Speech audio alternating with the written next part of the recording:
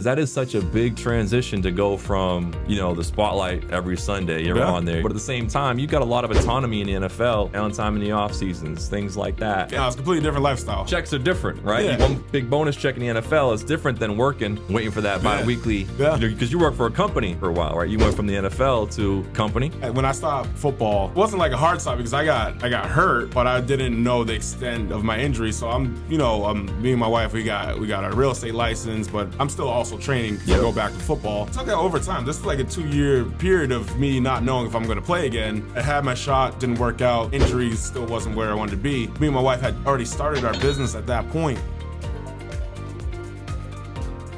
All right, guys, we're back for another episode. Kendall Rays here of the Rays home team. Erik Muchette, President and CEO of Asset Insurance Agency. Is there anything that you would say that you put into your routine that you do every day? On my phone, I got 5 things that I try to do every day. Granted, I don't necessarily always do it, but I was make sure I wake up, pray, work out, try my hardest, spend time with my family, spend time with my wife. Absolutely. Boom. That's what I try to do, aspire to do every day. Like I said, some days are better than others, but it's almost kind of like my daily vision board of what I set for my life. Is there any things that you do that kind of helped you out, or some people meditate? You into that? I need to get more into meditation. I'll be honest, I feel like that's something I could really use. Yeah, sure. The problem is I'm always like this, and it's tough to just give myself those 15 minutes. Yeah. So to me, those 15 minutes, I go to the gym. Yeah. That's my outlet. Yeah, that's your spot. I need to be able to just be in the zone by myself, release endorphins, maybe 15 minutes in the sauna. The phone? Are you the type of headphones? You got the phone, or use the phone away? I have the phone because it plays music, but I ignore everything that comes in for the most part, because that's my time, right?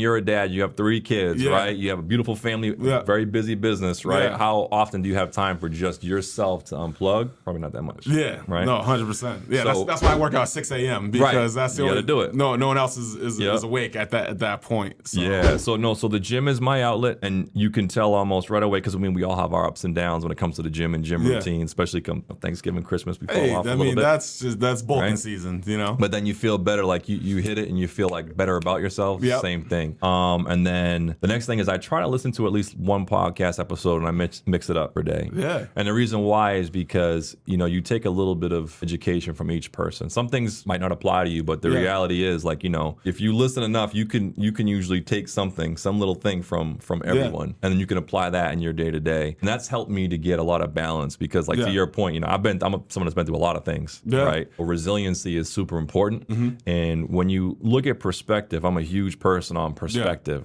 The worst circumstance can turn into a not so bad scenario based upon how you look at perspective. For sure. And perspective to me comes from listening to other people, their stories, and then it makes you can gain so much knowledge from listening to other people's experiences. And I love podcasts. This is one of the reasons why Chris and I we started one, because we watch so many, and there's so much knowledge to gain from people, and really to hear their perspective. And because I think ultimately at the end of the day, when you tap into someone's mindset, you hear their story, it's so relatable, because it could be the most famous person on the planet, or it could be somebody who lives down the street. There's something in each person that really gets them going, gets them motivated. And every single person, no matter who they are, they have something that they could share to be able to help, inspire, relate to other people. And that's what I appreciate that, because I love podcasts. One of the reasons why we want to start one ourselves, and really be able to highlight people who are out here doing their thing, and what makes them tick, and and really to show it's not easy, and everyone goes through struggles, but it's what do you do when you come across those struggles? Everyone has their story, everyone has their own situations, but it's it's really this is the hand I was dealt, how do I play it? Right. And I think even listening to what you're talking about, you didn't end up going to the league, but you get that league mentality beyond that, because guys in the league, we're strong-minded when it comes to football. But for me, man, I was this shit is hard, it's different, and all that. And it really took me a while to post football to figure out what I want to do, where I want to be, all this other stuff, because I was so focused on one thing for so long. Talk about that. That was one of the questions I had for you. You were a prominent player in the NFL, a 5-year vet. Honestly, I'm not going to use the word jealous. I was happy, but I'm like, man, I wish I could have lived that life. As a kid, right, all you want to do, all you know is football. You just want to make it to the league, right? And so when some of your closest friends are all in the league, like, I'm watching you guys on TV, but I'm at the bar paying for drinks. It's a little different. No, I get it. I get it. Yeah. But so talk about that, because that is such a big transition. I mean, this is pretty long, so we have a whole episode dedicated to this, but I'm going to give you guys a super quick version. Yeah. It took over time. This is like a 2-year period of me not knowing if I'm going to play again. I was still so in love with football, then I finally knew that came to an end. Instead of going back to like, all right, this business we already started, I'm like, I still want to find another way to get there, get in football. So So all of a sudden, I'm just like, I want to coach. It was just like, football's done, I want to coach. Yep. My wife's like, okay.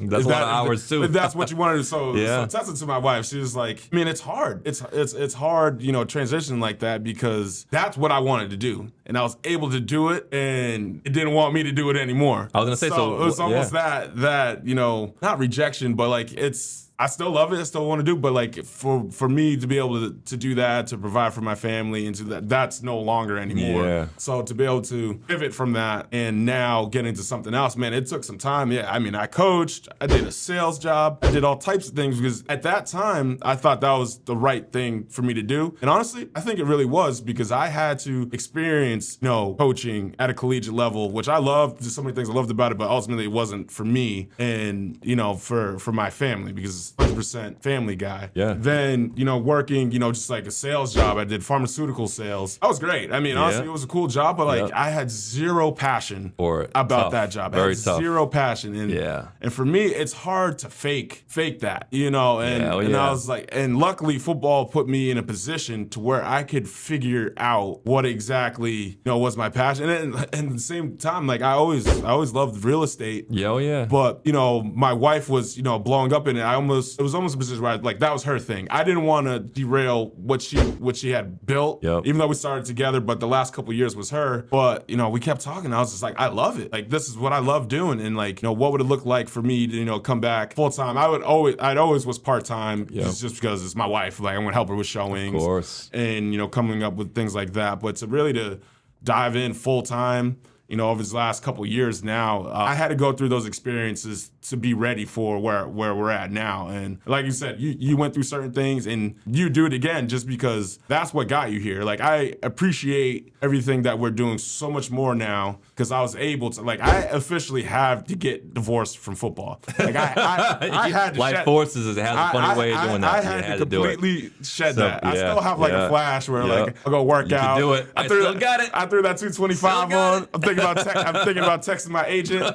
and I'm like, this is crazy, because like, absolutely not. It's cool. But real estate though allows you to still have that passion, right? Because you've got to still set goals, and you're attainable to those goals, right? And it's like, boom, you break it now, right? You're putting 225 on the bench for 20 reps. Well, I'm gonna sell 20 million in real estate this year, right? Break it next year. And the good thing is, like, it doesn't really hurt your body, like football does, right? You can play. It's like golf. You can kind of do it forever. Yeah. And you still get to work with people, still coaching people, right? There's so many things that I didn't even think would parallel to football. That crazy. Does. Yeah. I mean, especially, think about it. When you're playing football, 95% of that football experience isn't actually even on the field. You're in the meetings, you're in the weight room, you're doing all this other stuff, you're planning, you're doing all this other, all these other components, you're studying. There's so many other components outside of football than there's football. So I'm being able to take some of those things and be able to incorporate that into our business. Like, for me, I have to be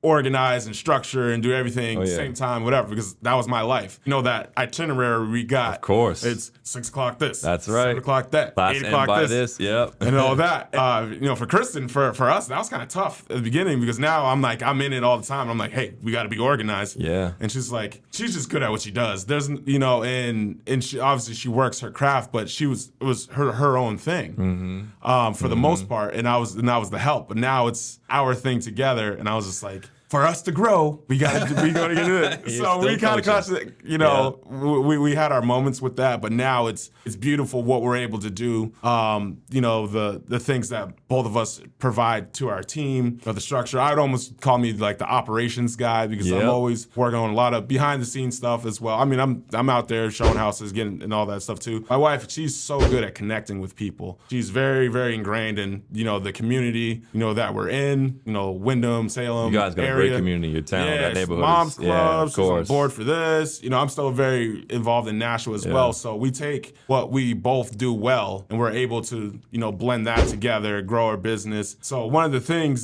reasons why I left football is because it's a great job, but the family balance wasn't there. Real estate, you can, if you allow it, you can let that blow up your time. Yeah. And so as we were growing, we're like, of course, as we're growing, we're getting busier, so that's more time in the business. Yeah. If you let it. So now we're in a position to where we're hiring help. We're making right decisions. We're able to be more precise with our time. Yeah. So we could still be able to grow, be there for our clients, and still, ultimately, we do this. Anyone works, they work for their family. And that's, what I love about the industry, where we're at in our business now, is to be able to, grow our business, grow our family, blend that together. And, just ultimately, it brings me peace knowing that it took time. I'm 6 years since I've been on the football field. It's taken time to get here, and we're no way near where our goals want to be, but we're in a position now to where it's like, this is just fun for us. Yeah. Like, if you look at me, you're not even working, it's just... We have fun. I mean, we have the same stress everybody else does, but like, we truly, thoroughly enjoy just what we do. You hear that? Any realtors looking for a job, man, the Reyes home team. That's the work-life balance, and you hit it on the head right there, right? Because I think that's where every business owner kind of struggles, right? It's like, everybody wants success. That's why you go into sales. But then what comes with success is like, you only have 24 hours in a day. 100%. How do you, and especially you got 3 kids. Oh, yeah. That might be 3 different practices, school pickups based upon their age. That could be 3 different schools. You know what I mean? It gets real, right? 100%. But having that balance, the communication, but still being that person that, you got to be accountable to your clients. Because without that, your reputation, especially in real estate, it's just your reputation is everything. How responsive are you? I got to see this house. I've got an hour before leaving work and before dinner to check this out. Yep. Can you make it happen? But maybe you got to pick KJ up from basketball lessons or whatever, right? You know what I mean? So respect to you. You know what I mean? You guys are doing great. That delegation, I'm happy to see it. Absolutely. I think a lot of people don't realize how important that is. Me as a boss, when I first started, one of the most difficult things for me to do was delegate. Yeah. You feel like you've given up the reins and like you've built this thing from the ground up and it's so perfect. Right, and you think everyone's got to do it the way you do it. 100%, right? Yeah. But then you realize, like, there's a chance that somebody else might do it better than you. Might do it better than you, but you think it's an ego thing. You trust yourself, but like saying we're in the same exact situation because we're like, all right, like we actually need help, but then it's like, okay, we need help, but like, are they going to do it the way we want it? Are we going to do all this? And so one of the things we talked about with our coaches, they're going to do it the way that you tell them to do it. So you really got to think about how you do your job, what you want someone that works with you be able to present to their clients and their expectations. So that really, it took time. We took a lot of time to really think about that because there's so many little things that you kind of just do. Mm-hmm. But I'm like, okay, but you got to be able to explain this to somebody else. So